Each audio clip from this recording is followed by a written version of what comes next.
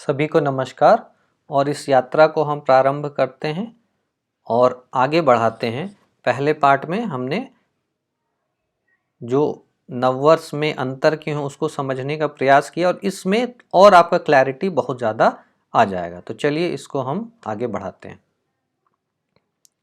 सबसे पहले तो हमने ये समझा कि ये अंतर जो है मुख्यतः जो है क्यों है, तो क्यों है क्योंकि ये तीन मोशन जो हमने तीन तरह के जो मोशन हैं उनको एक ही लाइन पे लाने का प्रयास किया, यानी एक ही प्लेन पे लाने का प्रयास किया, इसीलिए अंतर है।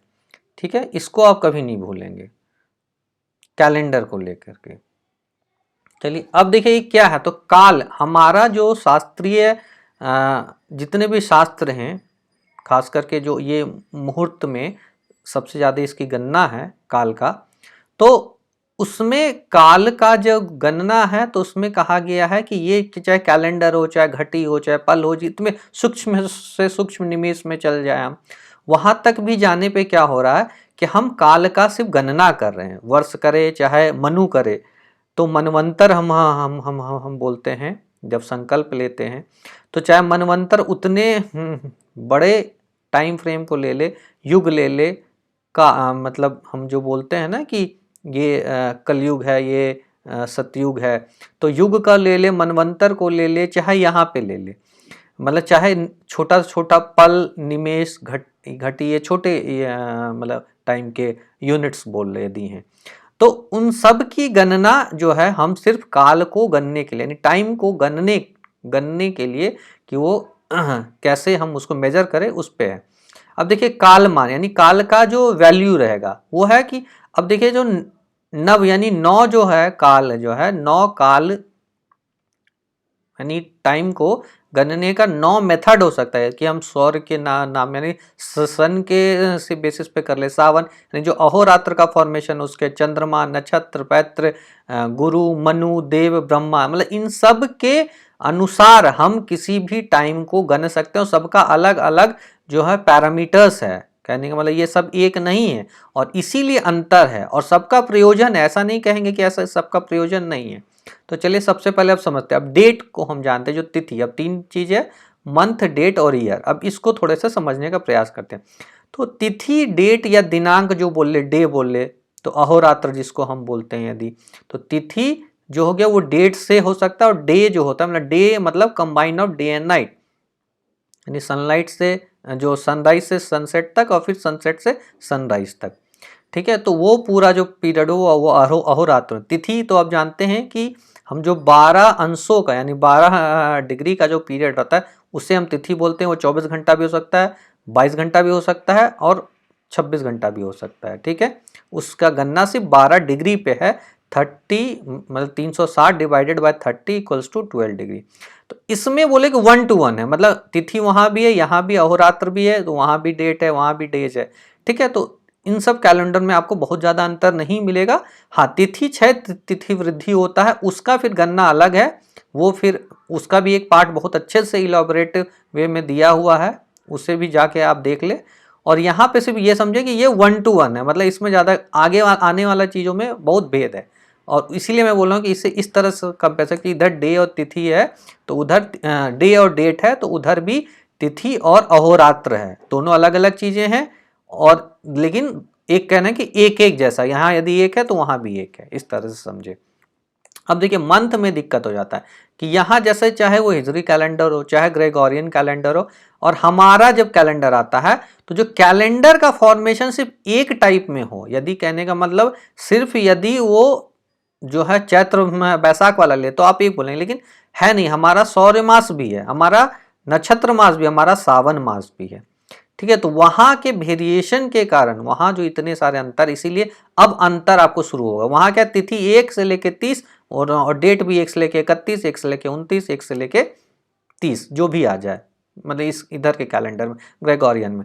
अब यहाँ पे क्या गया 1 वर्सेस 4 हो गया, अब 4, लेकिन चारों का प्रयोजन अलग अलग है, इसको हमको समझना होगा, ये मिक्स नहीं करना। यहीं पे सबसे बड़ा मतभेद है और इसको लोग नहीं समझते कि मास का जो वेरिएशन है, और खास करके 2 मास का प्रयोजन जो है बहुत ज्यादा होता है, एक सौर्य और एक चंद्र, नक्षत्र और सावन का कम होता है।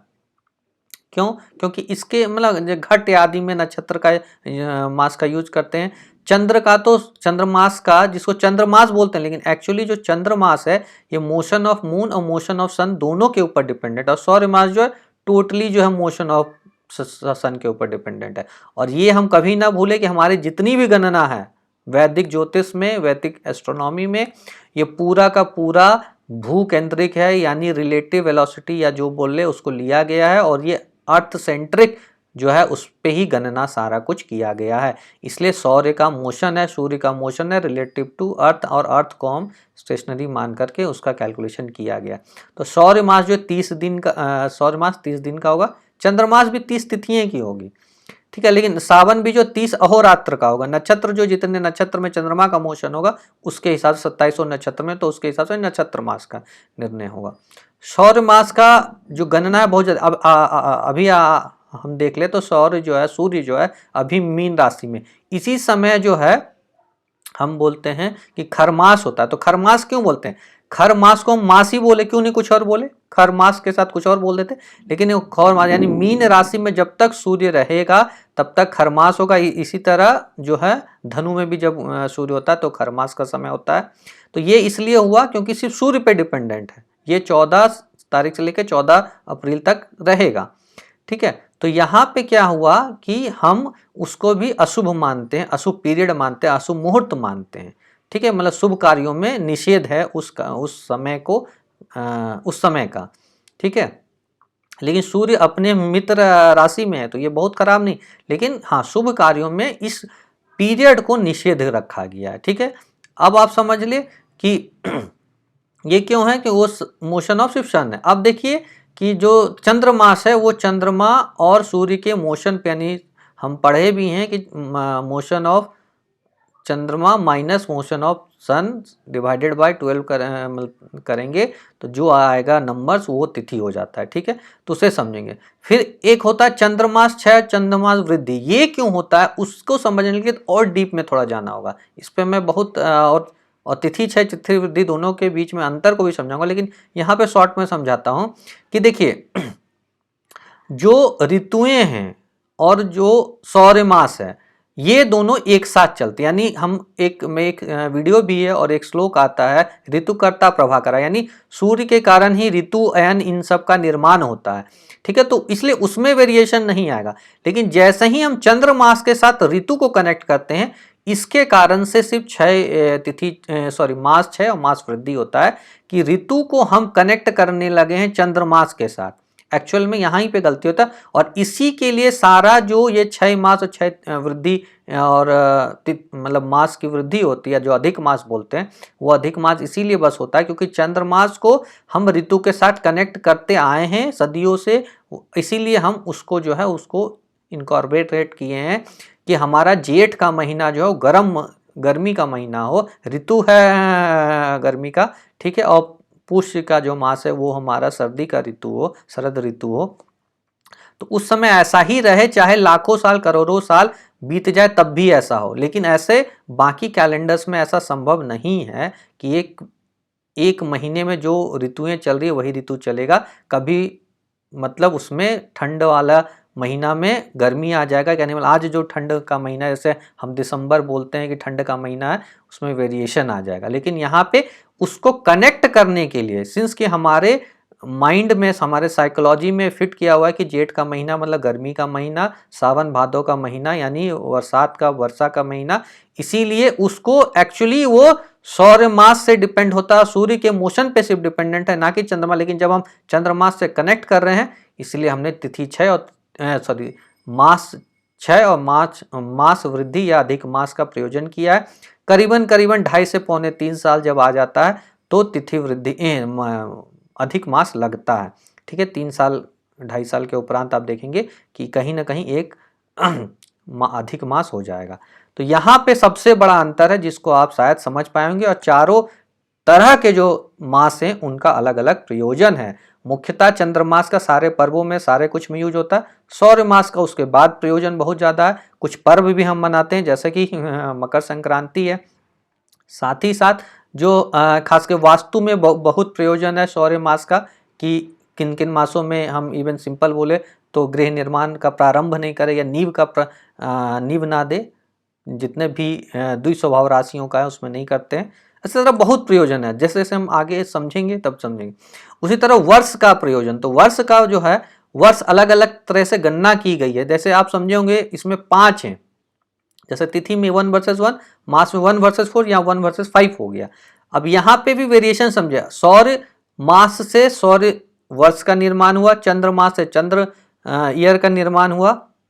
तो अभी जो हम बोल रहे हैं कि हमारा नववर्ष विक्रम संवत 2080 आया, ये हमारे चंद्रमास से सिर्फ आया, इसलिए चंद्रवर्ष हम बोले तो उसमें कोई अतिशयोक्ति नहीं होगा। उसके बाद नक्षत्र मास से नक्षत्र वर्ष हो गया, और सावन मास से सावन वर्ष हो गया। और गुरु एक एडिशनल इसलिए आ गया क्योंकि ये देखिए ये खूबी है, मतलब इसके ब्यूटी जो बोलेंगे कि गुरु को 1 वर्ष लगता है एक राशि से दूसरे राशि में जाने में, इसीलिए सिर्फ गुरु को भी 1 वर्ष का या गुरु वर्ष का बोला गया है कि गुरु वर्ष बोला जाता है जब गुरु अपने एक राशि से दूसरे राशि, जैसे कि 24 अप्रैल को वो अभी जो है अपने स्वराशि में मीन में है, और उसके बाद सूर्य के राशि मंगल के राशि मेष में चले जाएंगे।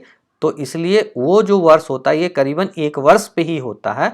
तो ये गुरु का जो वर्ष है उससे भी गुरु वर्ष। और याद होगा कुंभ मेला, जितने भी कुंभ लगते हैं चारों कुंभ जो है गुरु वर्ष पे ही डिपेंडेंट, इसलिए हम कहते हैं 12 साल में।